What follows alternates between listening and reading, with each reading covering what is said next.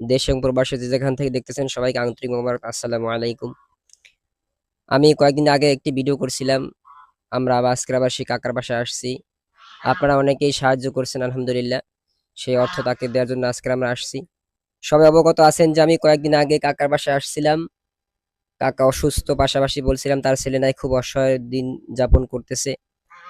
তো আমার ভিডিও দেখার পরে আপনারা অনেকেই সাহায্য করছেন, আলহামদুলিল্লাহ। তো সেই সাহায্য টাকাটা আজকে দেওয়ার জন্য আসছি। তো কত টাকা উঠছে, কত টাকা আপনারা দিচ্ছেন, ইনশাল্লাহ সব আপনাদেরকে বলবো, তাকে আজকে দিব। তো কাকা বর্তমানে অসুস্থ আছে, জ্বর।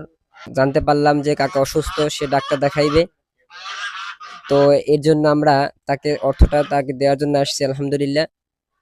তো আমরা আপনাদের দ্বারে টাকাটা গোনো সোহাগ, আমরা দেখাবো যে আপনারা কয় টাকা পাইছি। 1 2 3 4 5 6 7 8 9 10।